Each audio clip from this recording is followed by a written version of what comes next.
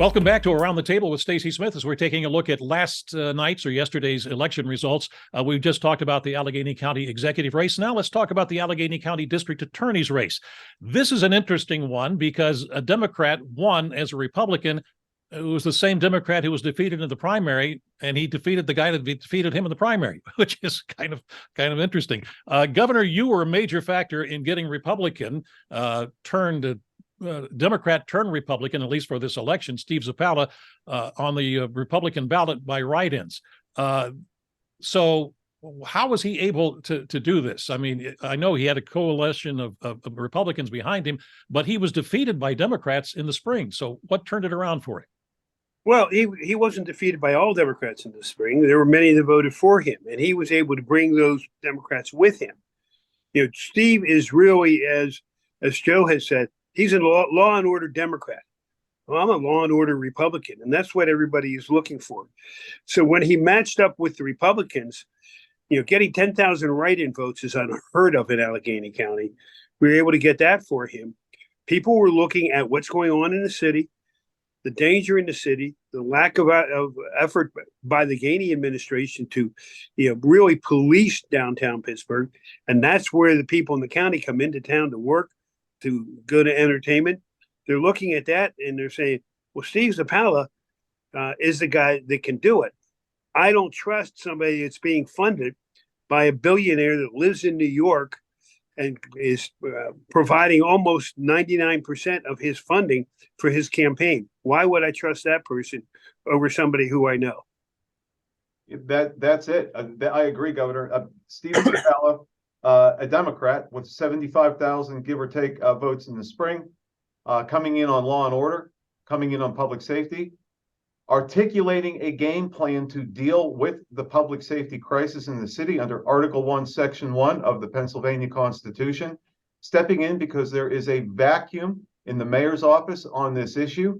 Whether they're in denial or for whatever other reason, they're not adequately addressing this crisis. Stephen Zappala hit on that. He was mocked by his opponent for saying those things, but he was well within his rights to say it. And as he said last night in his victory speech, he will be well within his rights to implement a plan. Those are things that helped him win. And significantly, I would submit, and it ties into the executive race as well. I'm sure we'll get into this, but moderates in our party who were not part of any outreach or unification plan by Sarah over the summer, looked for pushback and looked to be heard and looked for a voice that would address their issues and concerns. Yeah, this is a moderate county. I believe so. I mean, in the city, I mean, you got folks like Anthony Coghill in the 19th Ward. He's a moderate. He's a public safety Democrat. He's black and gold, and he's not afraid to get black and blue. I mean, that's the kind of guy that resonates. And there's a lot of people in our party across the city and in the county that hear and look for that type of message. Stephen has been that person since he was first elected back in 1999 or appointed in 99. And I believe this is his 7th term. May be historic for our county. That is what folks are looking for. So the national issues don't resonate as much in the prosecutor office or in the DA race. And the fact that he was a Democrat and he was better messaging on public safety are the reasons why he won last night. Well, you know, I think that race was really not so much about a Republican versus a Democrat or vice versa. It was really about ideology. And the voters of Allegheny County rejected the progressive ideology. And think about Steve Zappala's victory. This is the 3rd progressive lawyer he's defeated in his campaigns for district attorney. He got more votes than Sarah Innamorato got in her victory for county executive.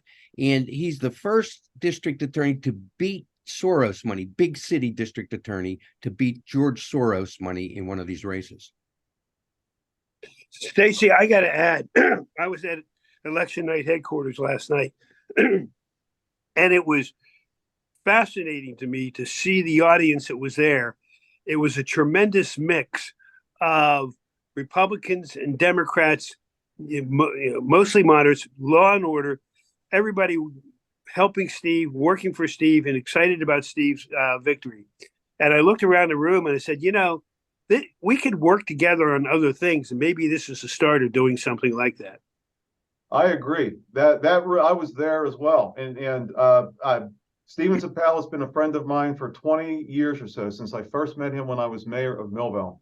And I went down there, win or lose, to wish my friend well if it didn't work out for him, and to remind him that there is still room for moderates, law and order, public safety Democrats in our party moving into 2024. And if he were to win, and looking at the diversity in that room, on ideological and party differences, about a step forward or next steps with the district attorney on issues of public safety, and how we as a county, now that the art of politics is over and it's time to get to the business of governing, what type of a coalition can the district attorney create around him of like-minded thinkers who represent the needs of this county, as evidenced by the results last night on the issue of public safety. The voters spoke loud and clear on that last night in both races. They want to get back to moderation. They want the middle to talk to each other and appreciate the diversity and difference of opinion, which I would submit we're not getting from the extreme wings of both parties, the my way or no way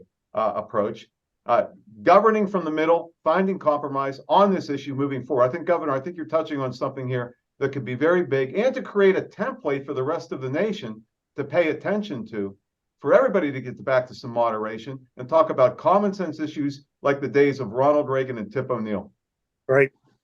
All right, we need to take a break. We'll be back in just a moment.